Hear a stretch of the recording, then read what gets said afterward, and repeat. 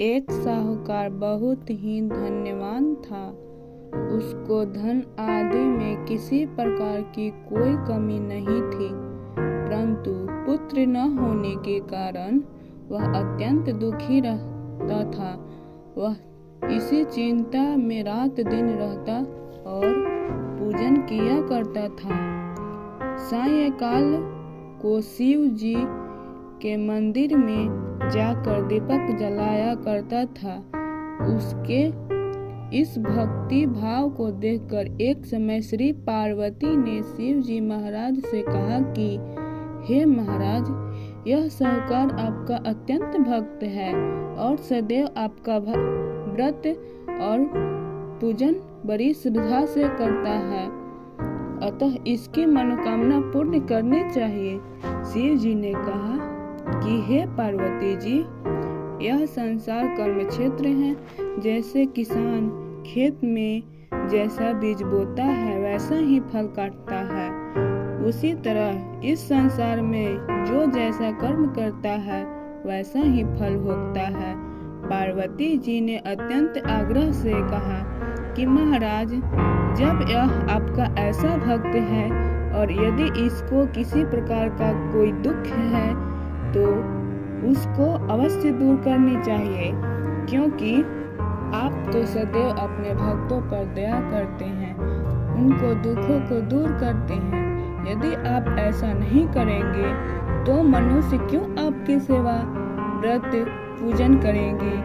पार्वती जी का ऐसा आग्रह देख शिव जी महाराज प्रसन्न हो कहने लगे, हे पार्वती, इसके कोई पुत्र नहीं है। इसी पुत्र चिंता से यह अति दुखी रहता है। इसके भाग्य में पुत्र न होने पर भी मैं इसको पुत्र की प्राप्ति का वर देता हूँ, परंतु वह केवल 12 वर्ष तक ही जीवित रहेगा। इसके पश्चात वह मृत्यु को प्राप्त होगा। इससे अधिक मैं और कुछ इसके लिए नहीं कर सकता। यह सब बात साहूकार सुन रहा था। इससे उसको न कुछ प्रसन्नता हुई और न दुख हुआ।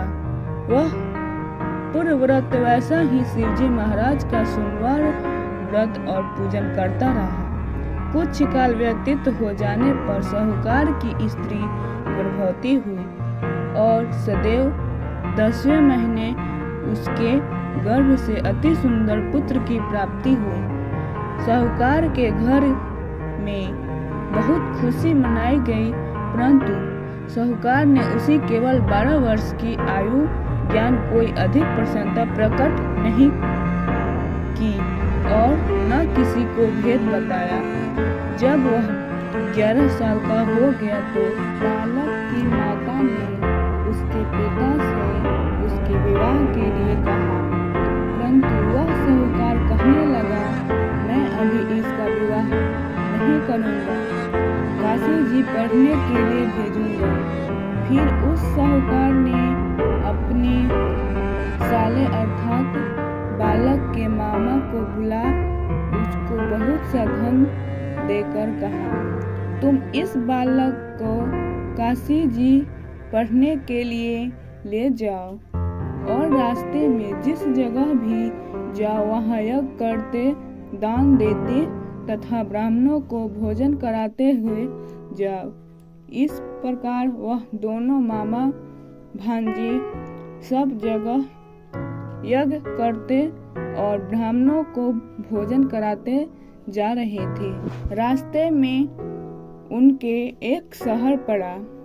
उस शहर के राजा की कन्या का विवाह था और दूसरे राजा का लड़का जो विवाह के लिए बारात लेकर आया था वह आँख का काना था। लड़के के पिता को इस बात की बड़ी चिंता था कि वर को देखकर कन्या के माता पिता विवाह में किसी प्रकार की आचरण न पैदा कर दे।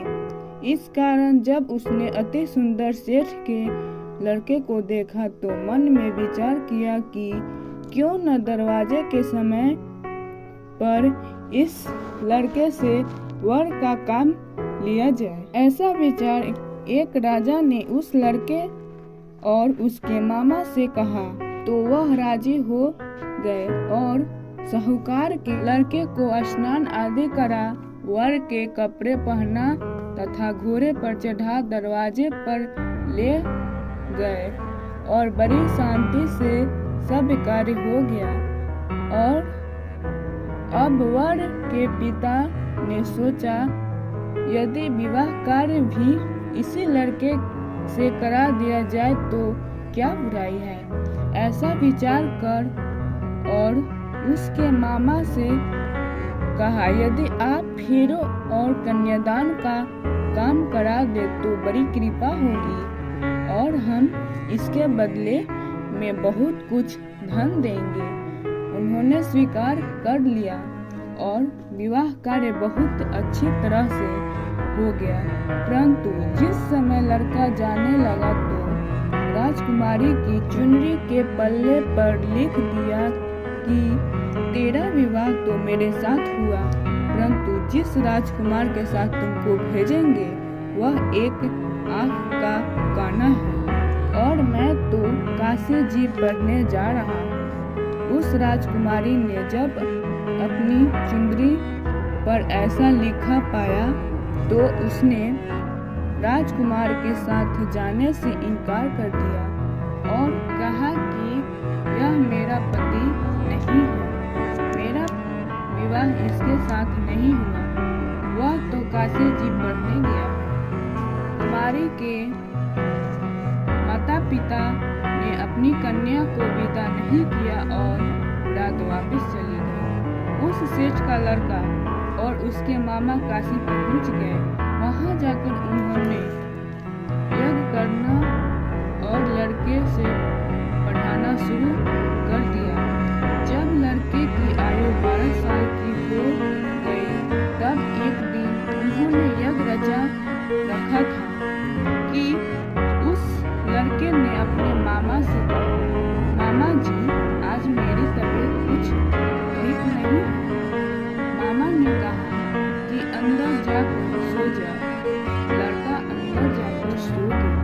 थोड़ी देर में उसके प्राण निकल गए।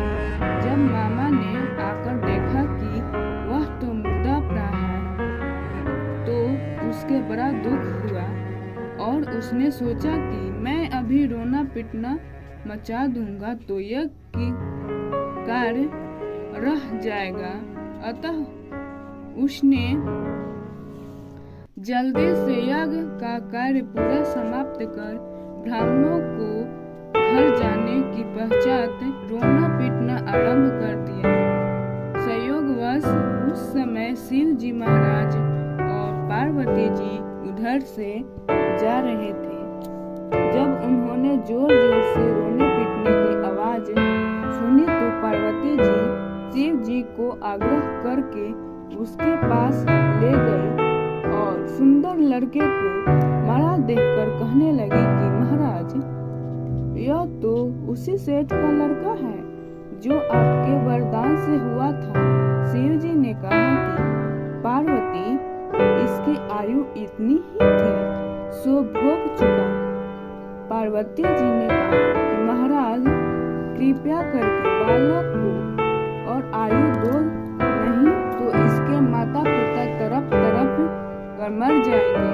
पार्वती जी के इस प्रकार बार बार आग्रह करने पर शिव जी ने उसको वरदान दिया और शिव जी महाराज की कृपा से लड़का जीवित हो गया।